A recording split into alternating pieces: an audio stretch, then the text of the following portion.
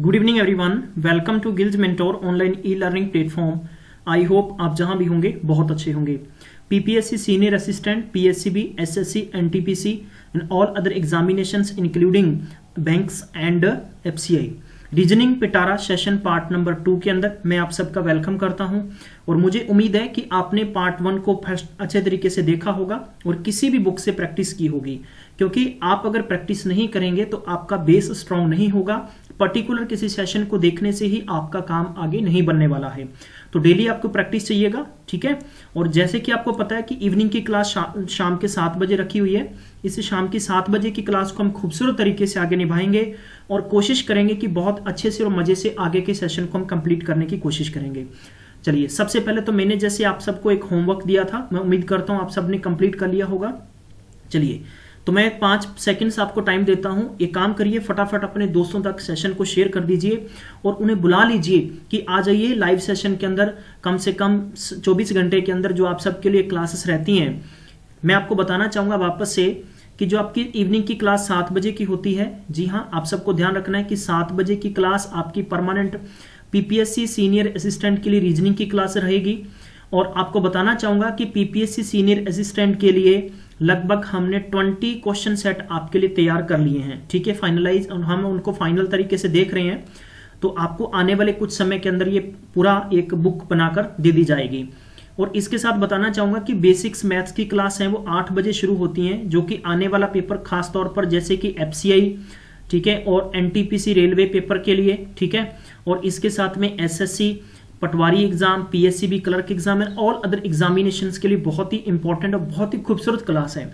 उसके अंदर बड़ा रंगारंग सवाल होते हैं, बड़े रंगारंग मजेदार से प्रोग्राम चलता रहता है, क्योंकि मैं आपका बेस मजबूत कर रहा हूं। इस रीजनिंग सेशन के अंदर भी ऐसा ही है, बहुत ही बारीकी से शुरू कर रहे हैं हम लोग। Topic by topic session cover करते चलेंगे।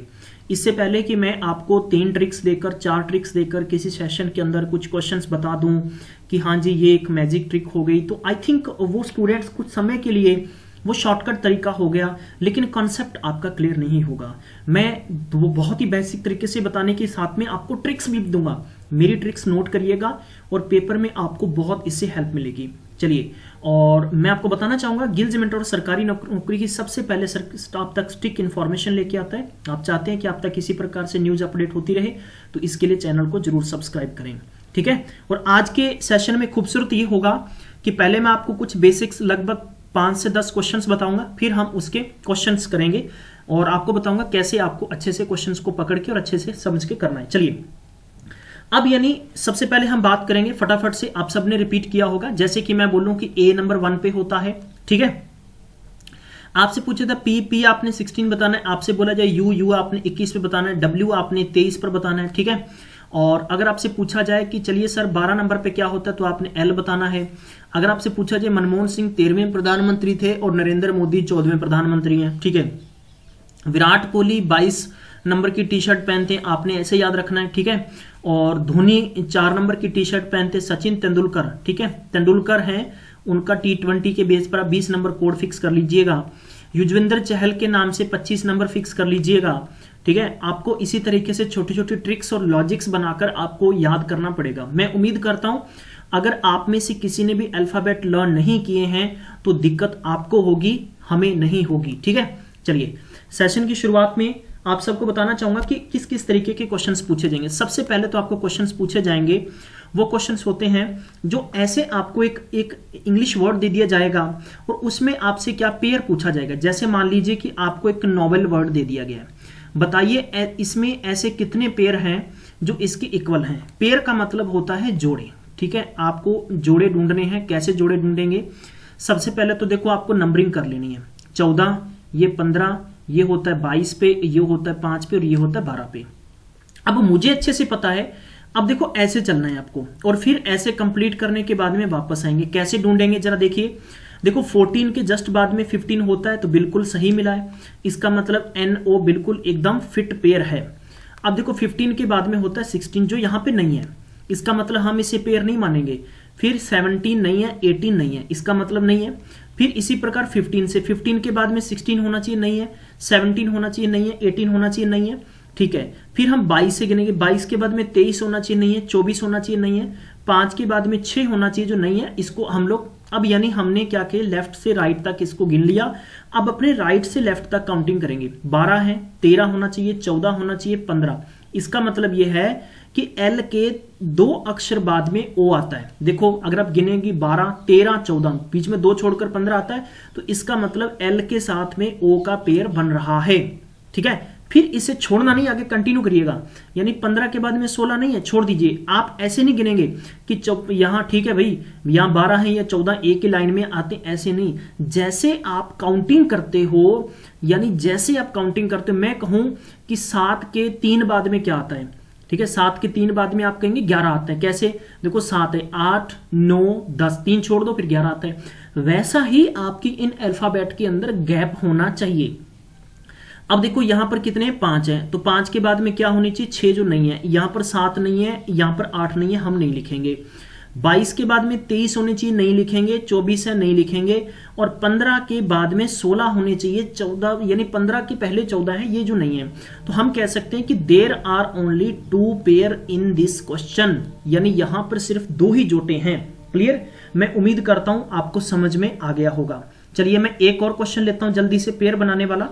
मैं काम करता हूं, मैंने एक बहुत ही छोटा सा क्वेश्चन लूंगा, ज्यादा बड़ा नहीं लूंगा जिससे कि आप सबको दिक्कत हो। तो पेयर बनाते हैं, एक एप्पल शब्द लेते हैं कि APPLE। ठीक है, आपको ध्यान होना चाहिए 1 पर है, ये P 16 पर होता है, 16 पर होता है, 12 पर, ये 5 पर। देखो 1 2 3 4 5, मतलब ये हो गया कि A के बाद में E बिल्कुल सही पोजीशन पर है। क्लियर, यानी देखो 1 के बाद में 2 होना चाहिए जो नहीं है, नहीं लिखेंगे। फिर 3 होना चाहिए, नहीं लिखेंगे। 4 लिखेंगे, नहीं। 5 बिल्कुल सही है। अब यानी ये 1 से तो खत्म हो गया, फिर 16 से कर लो। 16 के बाद में 17 होना चाहिए, फिर 18, फिर 19 नहीं है, छोड़ दो। फिर इस 16 के बाद में 17, 18 नहीं है, छोड़ दो। फिर 12 के बाद में 13 बिल्कुल नहीं है, छोड़ दो। अब गिनो 5, फिर ये 6 होना चाहिए, 7 होना चाहिए, 8 होना चाहिए, 9 नहीं है, छोड़ दो।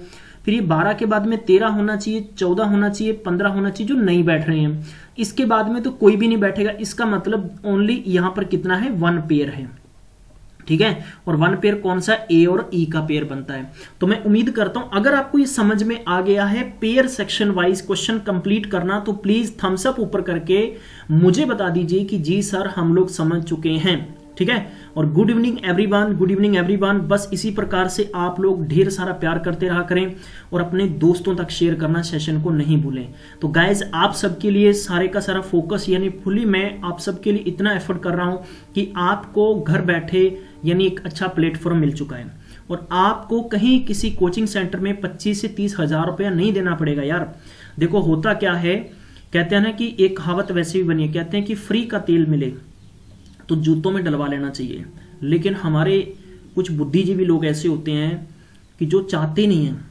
ठीक है, अगर आप किसी कोचिंग सेंटर में जाते हो तो मैं मानता हूं कि आपका लगभग 8,000 रुपये फीस मान लो, एक मिनिमम रेंज रख लेता हूं, इतना तो बहुत ही कम है। ठीक है, 3 महीने आपको टीच किया जाएगा।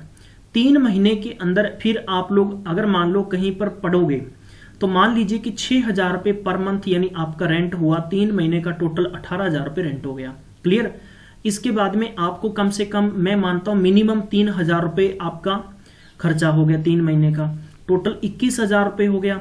21,000 में 8,000 रुपये अगर वो आपके जोड़ लिए जाएं तो 29,000, मतलब 30,000 रुपये नेट आपका खर्चा जाता है ये कोचिंग करने के लिए। और ये कोचिंग आप सबको किस में दी जा रही है, यानी कंप्लीट फ्री दी जा रही है। तो आप लोगों की डिपेंड करता है आप कितना सीखना चाहते हैं, कितना नहीं सीखना चाहते हैं। It's all depend on you guys. तो मैं आपको कभी भी ऐसा सही प्लेटफॉर्म पर ले जाने की कोशिश होगी। आपको मैं ऐसा नहीं कहूंगा कि आप यहां से बॉम्बे जाके पढ़िएगा। पढ़ने की हिम्मत जज्बा आप में नहीं है तो आपको कोई कोचिंग सेंटर नौकरी नहीं लगा सकता।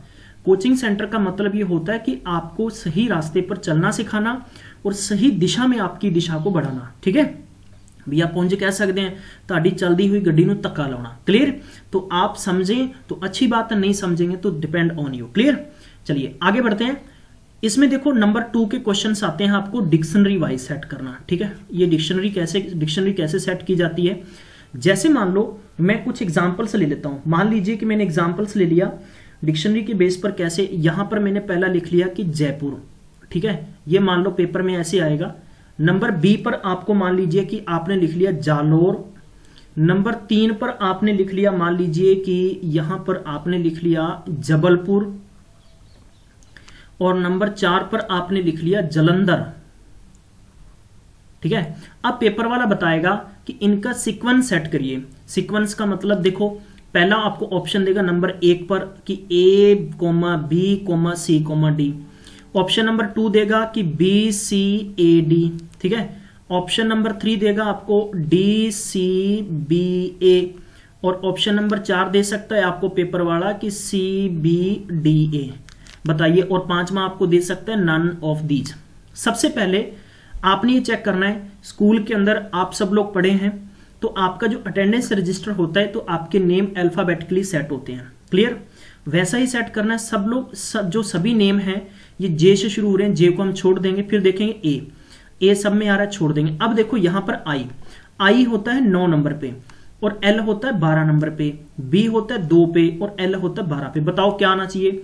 ओबियस बात है 2 नंबर पहले आएगा। इसका मतलब हो गया कि ऑप्शन नंबर, यानी ये ए था, ये बी था, ये सी हो गया और ये डी हो गया, सी सबसे पहले आना चाहिए। क्लियर। अब देखिए नंबर 2, ये होने के बाद में अब हमें ये चेक करना है कि ये तो हो गया, इसको छोड़ दीजिए।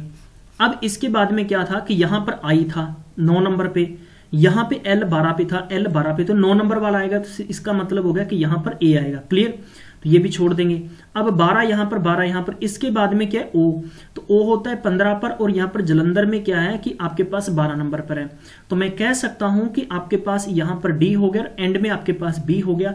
ये बिल्कुल सही सीक्वेंस बनेगा। तो मैं उम्मीद करता हूं आप लोग इसको अच्छे से समझ चुके होंगे। ठीक है, समझ गए तो बस फिर क्या करना है, मुझे हलाशेरी देते रहा करें कि हाँ जी सर बिल्कुल एकदम सही समझ में आ गया है, तो ताकि मैं समझ जाऊं कि हमारे स्टूडेंट बहुत अच्छे तरीके से समझ रहे हैं।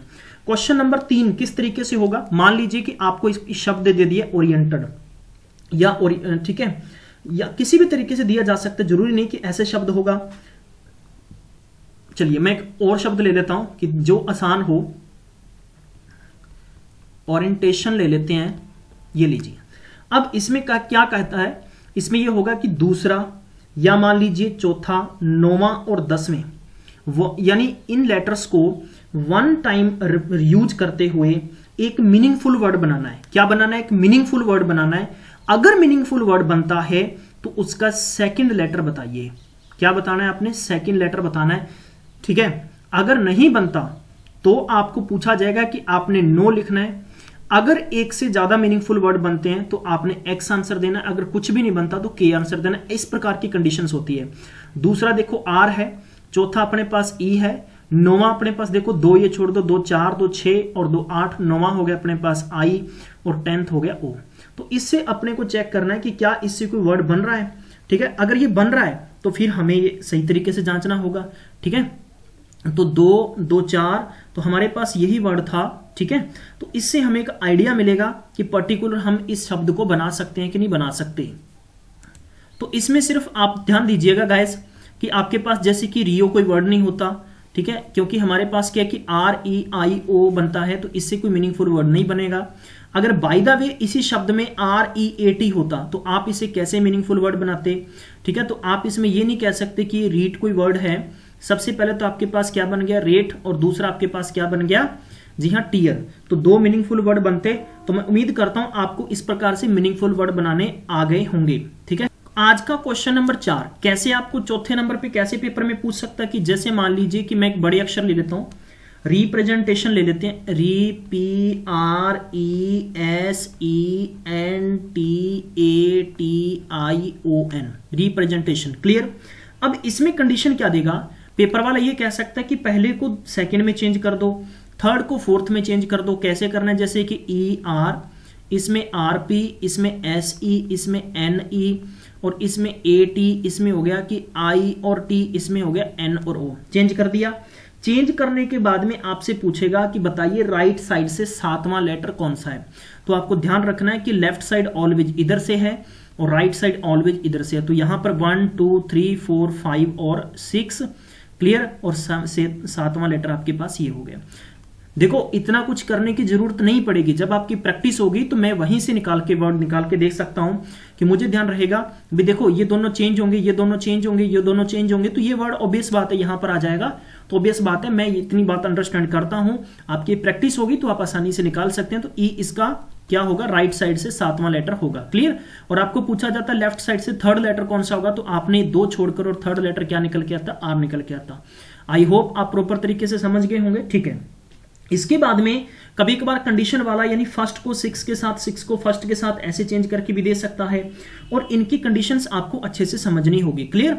ठीक है, एक बार हम रिपीट कर लेते हैं जल्दी से और फिर हम लोग सेशन को कवर करेंगे। आगे बढ़ते हैं। पहला क्वेश्चन स्क्रीन पे आपको दे रखा है, how many pair letter are there in the word of.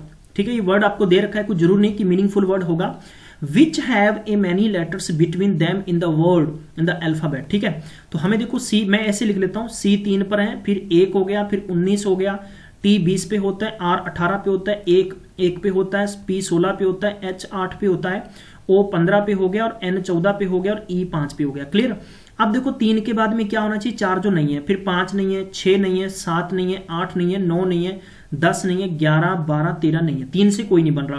फिर 1 से चेक करो, 1, 2, 3, 4, 5, 6, 7, 8, 9, 10 नहीं बनेगा।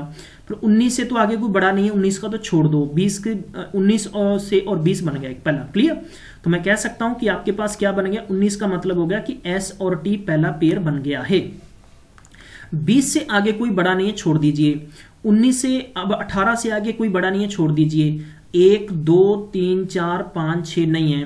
फिर 16, 17 से 16 से बड़ा नहीं है, 8 से बड़ा आगे नहीं बनेगा, फिर इनसे आगे नहीं बनेगा। फिर हम वापस से शुरू करेंगे यहां से, 5, 6, 7, 8। देखो 5 से लगातार गिनने पर 8वां नंबर आ रहा है, तो इसका मतलब हो गया कि ये ई और 8 पे होता है एच, ये दूसरा पेयर बन गया। ठीक है, फिर आगे बढ़ेंगे, इसको छोड़ेंगे नहीं, यहां पर 9, 10, 11, 12, 13, 14, 15 आगे नहीं है, छोड़ दीजिए। 14 के बाद में 15 आता है, तो इसका मतलब हो गया कि मैं यूं कह सकता हूं कि एन और ओ का नेक्स्ट पेयर बनेगा। ठीक है, मतलब एन और ओ देखो एकदम बिल्कुल सही सीक्वेंस में है ना, जिनके बीच में उतना ही गैप है जितना कि पहले लेटर्स में है। क्लियर। अब देखो आगे इसी को कंटिन्यू रखेंगे, 16, 17, 18, 19, 20, 21, 22 आगे नहीं, छोड़ दीजिए। फिर 15 के बाद में गिनेंगे तो सेम ही वही सीक्वेंस आएगा। 8 के बाद में 9 होना चाहिए, नहीं है, 10 होना चाहिए, नहीं है, 11, 12, 13, 14, 15 नहीं है, छोड़ दीजिए। फिर यहां से गिनिएगा 16, 17, 18, तो मतलब ये हो गया 16 के 1 के बाद में क्या आता है, 18 आता है, तो इसका मतलब हो गया 16 पी है और 18 पे आ रहा है, ये एक पेयर और बन गया। क्लियर। फिर 18 के बाद में 19 और फिर 20 नहीं है, तो आपने ऐसे नहीं गिनना कि आप सोचें कि 18, 19, 20 ये बन गया, ठोको नहीं। जहां आप राइट साइड से गिन रहे हैं तो राइट साइड से सीक्वेंस होना चाहिए, लेफ्ट से गिन रहे लेफ्ट से सीक्वेंस बराबर आना चाहिए। क्लियर। ठीक है, आगे बढ़ते हैं, जरा आगे चेक कर लेते हैं।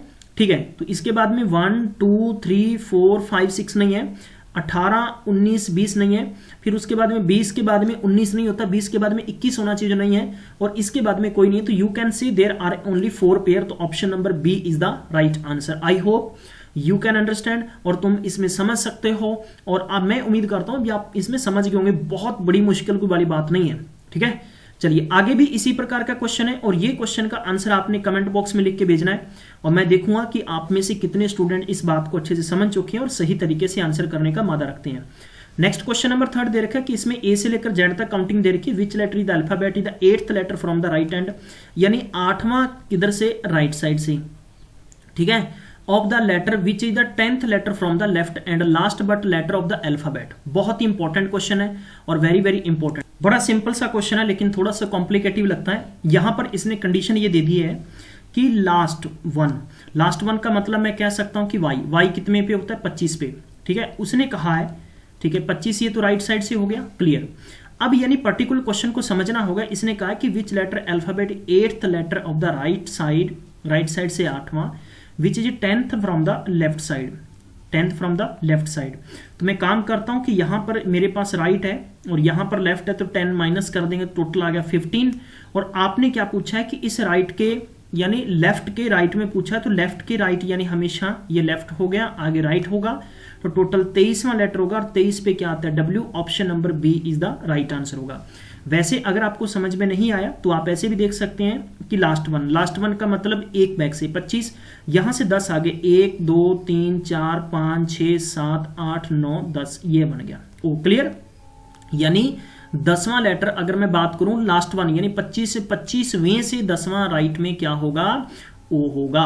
क्लियर। और ओ की लेफ्ट साइड से पोजीशन 15वां बनती है, लेकिन 25वें के राइट में 10वां लेटर ओ बन रहा है, यहां पर पूछा है कि बताना है आपने इसके 8वां राइट में, 8वां किस में, राइट में। तो अगर बात करेंगे तो मेरे बंधु ध्यान रखिएगा, ओ की पोजीशन 15 नंबर लेफ्ट साइड से है, इसके राइट में ढूंढेंगे तो लड़ाई हो गई, राजीनामा हो गया, तो जुड़ जाते हैं। 8 प्लस कर दीजिए, टोटल 23 और 23 पे क्या आता है W। तो अगर आपने इसी के 8 में देखना तो यहां पर 1 हो गया, 2 3 4 5 6 7 और 8, तो 8 पे क्या आ रहा है O, माफ करना W। आई होप आप समझ चुके होंगे। अगला क्वेश्चन दे रखा है, how many meaningful word can be formed with the letter of ISRO. ठीक है, और इस इसरो शब्द से बताना है कि आपने, इसने कंडीशन दी only once in each word, यानी एक ही बार यूज करना है। ठीक है, तो मैं ये कह सकता हूं कि पर्टिकुलर इसको सही तरीके से कैसे बनाना है वो आप पे डिपेंड करता है, और आप इसको सही तरीके से आंसर में लिख सकते हैं कि नहीं लिख सकते। ठीक है, तो ये मैं क्वेश्चन पर्टिकुलर आपको देता हूं और मुझे उम्मीद है कि आप इसको अच्छे तरीके से सॉल्व करके कमेंट बॉक्स में जरूर इसके आंसर लिखेंगे। Question number 5 is given here. इसने कहा कि first and second letter of word, पहला और दूसरा इंटरचेंज कर दें, थर्ड और फोर्थ इंटरचेंज कर दें, इसी प्रकार 5वां और 6वां इंटरचेंज कर दो। तो बताओ इसके बाद में 7वां लेटर राइट साइड से क्या होगा। तो ये भी आपने कमेंट सेक्शन में इसका आंसर देना है। नेक्स्ट क्वेश्चन दे रखा है कि आपने ये वर्ड दे रखा है, सबसे पहले अबंडन है, फिर ठीक है, और फिर ये वर्ड हो गया, फिर इसके बाद में ये सभी वर्ड हैं। इनको आपने अल्फाबेटिकली यानी डिक्शनरी के अकॉर्डिंग आपने सेट करके और बताना है कि इसने बोला है कि विच कम्स लास्ट, यानी सबसे लास्ट में कौन सा आएगा। ठीक है, ये आपको ऐसे भी दे सकता था कि इनका सीक्वेंस सेट करिए, मान लीजिए कि 1 2 3 4 5, फिर ऑप्शन नंबर 2 में दे सकता था आपको ऐसे करके कि बताइए ऐसे आएगा, फिर मतलब किसी भी तरीके से पूछ सकते हैं, लेकिन यहां पर्टिकुलर आपसे पूछा है कि which one will be the last. Clear, चलिए नेक्स्ट आपको दे रखा है वर्ड, यहां पर दे रखा है ये, और इसमें बताना है कि first letter interchange with the last letter, यानी पहला आपने डी को ई के साथ चेंज कर देना है, और सेकंड मतलब यहां पर आई को किसके साथ चेंज कर देना है, सी के साथ चेंज कर देना है। ठीक है, इसी प्रकार कंटिन्यू रखेंगे तो आपने बताना है कि which letter would come after the letter T in the newly formed, यानी जब न्यू बनाएंगे सीरीज तो बताना है कि टी के बाद में कौन सा लेटर आएगा। तो आपने बताना है यहां पर लेटर कौन सा आएगा, तो आपने इनमें से सही ऑप्शन कमेंट बॉक्स में देना है। क्लियर, नेक्स्ट क्वेश्चन दे रखा है, what should come next the following letter sequence, इनसे नेक्स्ट बताना है कि यहां पर क्या आना चाहिए। क्लियर, यहां पर आपके पास ए है, फिर ए बी हो गया, फिर ए बी सी हो गया, फिर ए बी सी डी हो गया, फिर A B C D E हो गया, फिर ए बी सी, तो यहां पर क्या आना चाहिए ई, और फिर आगे आ जाता है एफ, लेकिन यहां से एक ही वक्त पूछना है, तो option number B is the right answer. और आपको पीपीएससी में ऐसे क्वेश्चन बहुत देखने को मिलेंगे। मैं आपको इसीलिए बेसिक से करवा रहा हूं और बीच बीच में क्वेश्चंस करवा रहा हूं ताकि आपको प्रॉपर तरीके से समझ में आ जाए, और आप किसी भी पर्टिकुलर बुक को जरूर फॉलो करें गाइस। मेरा यही अच्छा रिजल्ट होगा और मेरी मेहनत का रिजल्ट मुझे जरूर देना यार। ठीक है, आप सबको पता है कि आजकल का टाइम कितना इंपॉर्टेंट है हर किसी इंसान के लिए, और आप सबको कुछ करने के लिए मैं प्रेरित कर रहा हूं, तो इसीलिए थोड़ा सा आउटपुट देने की कोशिश करिएगा। ठीक है, यहां पर आपने देखना है एल होता है कितने नंबर पर, आप कैसे चेक करेंगे, 2 तरीके हैं। सबसे पहले कि ऑप्शन से भी आप आंसर निकाल सकते हैं। कैसे निकालेंगे, मुझे एक बात का अच्छे से पता होना चाहिए कि मैं इसका आंसर कैसे निकालूंगा। क्लियर, ये 12 है, देखो यहां पर 12 है, ये 21 पर होता है, ये 25 पर होता है, ये 5 पर होता है। अब आगे मुझे देखना है, तो एक पर्टिकुलर इसकी सीरीज होती है। आप सीरीज कैसे बनाते हैं, तो यहां पर ऑब्वियस बात है कंफ्यूज होंगे, लेकिन ये चीज आपको कंसीडर करनी होगी कि ये जो दे रखा है ये इसके बेस पे दे रखा है। तो जरा हमें यहां देखना है कि यहां एल के बाद में ये देखा इस प्रकार पेयर बनाया इसने। क्लियर, तो मैं उम्मीद करता हूं आपको समझ में आ गया होगा। ठीक है, उसके बाद में उसने वाई लिया, और वाई के बाद में कितने 3 छोड़कर आई लिया, फिर यानी ई लिया, ई के कितने छोड़कर उसने लिया। सबसे पहले देखो L और A के बीच में 1 का डिफरेंस है। ठीक है, फिर यानी U और J के बीच में 2 का डिफरेंस है, फिर उसके बाद में Y एंड I के बीच में 3 का डिफरेंस है, फिर यानी यहां पर आपके पास हो गया कि Y और माफ करना जरा E और G के बीच में 4 का डिफरेंस है। तो ऑब्वियस बात है आप नेक्स्ट जो टर्म लेंगे उसमें आपका गैप कितना होना चाहिए, यही सबसे बड़ा इंपॉर्टेंट पॉइंट होगा। ठीक है, तो आपने इसका सही आंसर कमेंट बॉक्स में देना है। बस मैंने आपको तरीका बता दिया, मैं उम्मीद करता हूं आप लोग अच्छे से अगर समझ गए हैं तो डेफिनेटली आप आंसर देने की कोशिश करेंगे। And last question is given here, how many pairs of the letters are there in the word of the horizon which have many letters between them in the word of English alphabet. तो बताना है कितने pair हैं ऐसे। ठीक है, तो आप इनको सही तरीके से चेक करेंगे। 8 हो गया, फिर 15 हो गया, फिर 18 हो गया, 9 हो गया, फिर आपके पास 26 हो गया, फिर 15 हो गया, फिर आपके पास 14 हो गया। बताइएगा इनको गिनकर, और मैं उम्मीद करता हूं और आप सबके कमेंट्स में कंटिन्यू चेक करता रहूंगा। वीडियो ऑफ होने के बाद में आप सबने सही कमेंट्स देने हैं। जिस कैंडिडेट के 1 मंथ तक लगातार कमेंट्स आएंगे, गिल्ज मेंटोर अपनी तरफ से उसे प्राइज देगा। And thank you so much, आप सबने टाइम दिया, मैक्सिमम टाइम तक अपने दोस्तों तक शेयर नहीं किया तो ध्यान रखना, रात को गंदे सपने आएंगे, ठीक है, और अपनों की कसम तो लगेगी आप सबको। Thank you so much once again. मैं मिलूंगा नेक्स्ट में, तब तक ख्याल रखिएगा, टेक केयर, बाय बाय।